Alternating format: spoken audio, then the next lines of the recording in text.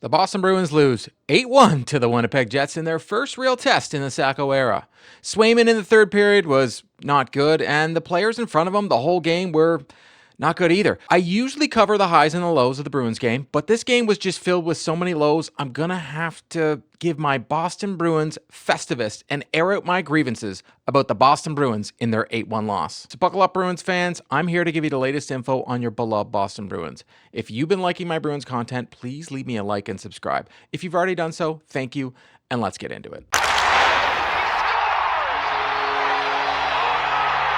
I bet some fans want to go back to before the game when the biggest story was whether David Pastrnak was going to play. Before the Bruins went on the Western road trip, David Pastrnak missed practice and the Bruins fan base went into panic mode. Sacco mentioned he was day-to-day and that he wouldn't bring anyone up on the trip. That told me there was nothing big to worry about and we should just move on. Didn't stop people from countless doom-scrolling posts that Pastrnak is done for the year by the same section of the fan base that said Pastrnak stinks. It seems to be a theme this year as the fan base gets to go on a roller coaster of emotions that this Boston Bruins cause us. The good news is Pastrnak skated before the game and he's playing and everything is fine, right? Before the game, Sacco mentioned that Winnipeg was one of the best 5-on-5 teams in the league and they had the third best power play and they needed to be disciplined.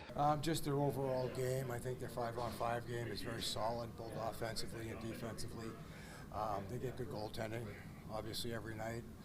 And the power play stands out to me being number 3rd in the league, so we're going to have to be disciplined tonight. But just a team that really plays the right way all the time, and that's why they're getting the results that they've had for the majority. Did he only tell the media this? Everything he said they needed to do, I saw the opposite tonight from the Boston Bruins. I don't think I felt like the Bruins were ever in this game. I usually go period by period, but with an 8-1 loss, I think we're past that.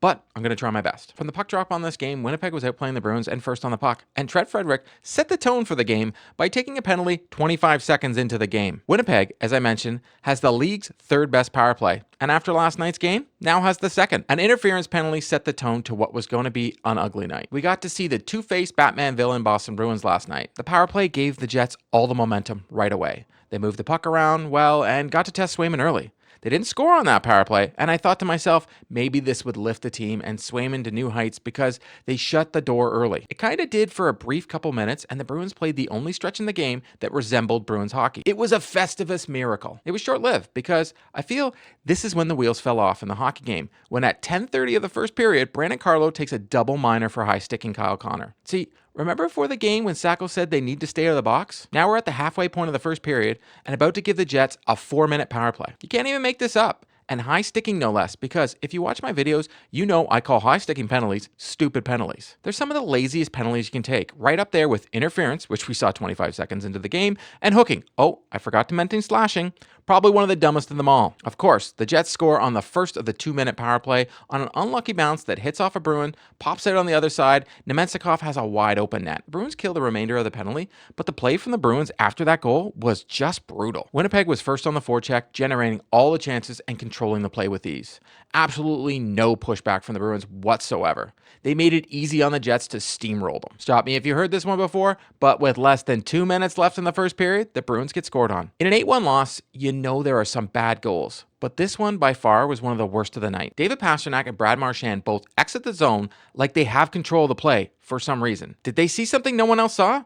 I'm not too sure. They leave 5 Jets players and only 3 Bruins in their own zone. Lowry and Peak look lost and decide to have 2 of them cover 1 player, leaving Mark Scheifele wide open in the slot as he rips one past Swayman, who absolutely had no chance. I'm sure Sacco is going to make the team watch this one on repeat today to show them how embarrassing this was. So the period ends and it's 2-0 Winnipeg. I didn't feel good after this period. They looked sloppy, uninterested to be there, and just bad. Swayman looked okay, but not great. And don't worry, Swayman will get his in a minute from me. Every single Bruin player was stepping up to the pole and losing, showing off their feats of strength, except maybe Frederic in the third, but I still feel he gets in his fight so he can leave the game because he doesn't want to be out there anymore. But it was nice to see a one-punch decision. So good on you, Frederic, for knowing how to get yourself out of a game where you all look terrible. The second period, it's the Jets that get into the penalty trouble first, but since the Bruins have the worst power play in the league, I'm sure they weren't worried. The Jets kill the first power play, and it's the Bruins who take the next because David Pastrnak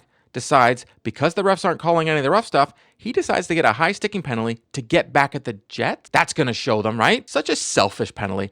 I have never understood when a team thinks they aren't getting the calls their way, that they take an obvious penalty is the way to go and put their team down. For the Jets, it was a Festivus miracle, and none other than Mark Scheifele rips one past Swayman, and this was the first one I wanted Swayman to have on the night. Scheifele is in the slot, yes, but we all saw this one coming, but Swayman's reaction just seemed so slow, and he just didn't get over in time. Swayman seemed to be going down on every shot and not cutting down angles and controlling the rebounds. His worst game of his career by far. I want to make it clear though, he was terrible.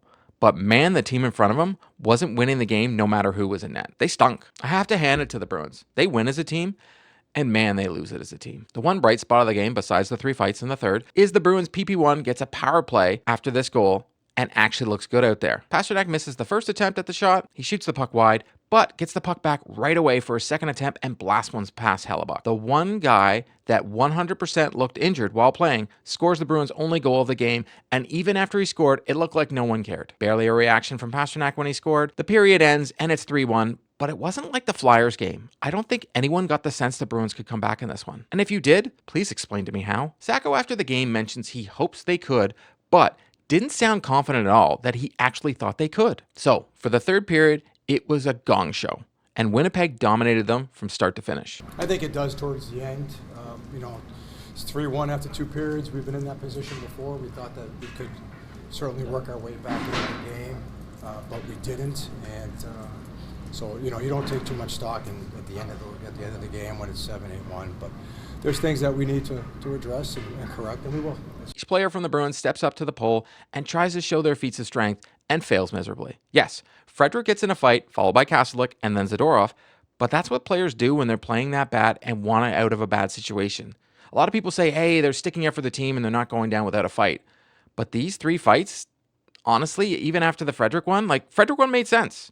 But the Kastelik and Zadorov one, what was the point of it? You've now put your team down 3 players. You're not lifting up your teammates when you're already losing that bad. You're getting self out of the game so you don't have to take a beating anymore. Fans who wanted those tough Bruins, well, they got it in the third. But Winnipeg decided to hem the Bruins in their own zone and score at will on Swayman instead of fighting, because scoring goals wins hockey games. I'm just going to have all these goals playing while I talk because no one needs to relive how they came about, and the Jets do get another power play goal and end up with 3 of them on the night, because of course they did. Before I air out my grievances on Swayman, because he 100% deserves them, this loss isn't on him. As I said before, he played his worst game of his career. But as crazy as that sounds, he wasn't alone in that. Brad Marchand, Elias Lindholm, and David Pastrnak, who are supposed to drive offense for the Bruins, looked terrible at both ends of the ice. Their 5-on-5 play has been a strong point for them this season and was embarrassing last night. Lindholm was a -3, Marchand a -2, and Pastrnak a -2. Marchand and Pastrnak, though, are not -3 because they got off the ice before one of the goals was scored in the third on a terrible line change, which kind of led to the goal. The Boston Bruins are right now 28th in the league for goals per game. So before you blame this all on the terrible goaltending, which it was, understand no goalie is saving this team right now. They can't score, and that's just a fact. And the number one reason they're losing hockey games. Let's show the goals Winnipeg scored in the third as I talk about the single worst performance of Swayman's career. It was unreal how bad he played in the third period, and I can understand why Sacco left him in, because it wouldn't be fair to Korpisalo if he put him in the game, because it wouldn't have stopped the bleeding and probably not helped Korpisalo be ready for the next game. I've said this countless times that I've been surprised by Sacco's decisions when picking his starter, because a couple times I thought Korpisalo deserved the start, but I'm not the coach, and yes, Swayman has played well under Sacco, until last night. Out of the 5 goals that Winnipeg scores in the third, I would say 2 of them Swayman really needed to have. But near the end, it looked like he had given up. The 5th goal and the 7th goal has to have them. But man, that 8th goal was such a bad giveaway. If you watch the replay of the goals, you will see, besides the power play goal, that some of the Bruins pretty much assisted on each and every goal. On the 8th goal, they gave an assist to Cole Perfetti, but we all know that it was Peak that feeds Chipperkoff in the slot, and the rest felt like being nice and give an assist to Perfetti. Swayman looks off the whole third period, and maybe he's angry because the team in front of him stunk, but he let in some ugly goals. That 7th goal was scored from behind the net in the corner. Those can't go in, and he has no one to blame but himself. I really like Marchand's quote after the game when being asked if Sacco should have pulled him. Marchand said, "Not really. Everyone had a bad night." He was part of it. He's not singled out. I don't think anyone can look at themselves in the mirror and say they had a good game. He's part of the group, and he's part of the bad loss. Now, Marchand's other quote after the game, I felt it was a cop-out, and he said, "This was coming. Our practices have been sloppy. Our execution has been off there, and it bleeds into the game. The way you practice is how you play." These guys are professionals, and using bad practices as an excuse needs to stop, because it doesn't fly with me anymore, and I'm sure it doesn't fly with you watching. Swayman had the worst game of his career, and he got 8 goals scored against him last night. And I have no doubt Korpisalo gets the next start against Seattle. And most likely, as long as Korpisalo plays well, he won't start against Vancouver, even though I think you need to throw him back into the Wolves and play another good team to redeem himself. If he doesn't, then you play Korpisalo until his arms fall off. If they can stay above 500 on this Western road trip, they should be able to rise above this embarrassing loss. They play some very good teams over the next stretch of games, along with playing against the Canucks again, which they need to redeem themselves after DeBrusk came back into Boston and beat them. DeBrusk is having a great season, and hopefully it continues for him. But the fact of the matter is, he's no longer a Bruin, and he didn't even want to come back. So why cry over spilt milk? The real thing the Bruins need to take from this 8-1 loss is how they play the game after. And if they fall flat on their face again, the Bruins have a real issue. And the coaching change won't be the only thing changing on this team. As always, I want to hear from you on your thoughts of the game. And I know it's a tough one to relive, but I always feel you become stronger from your mistakes.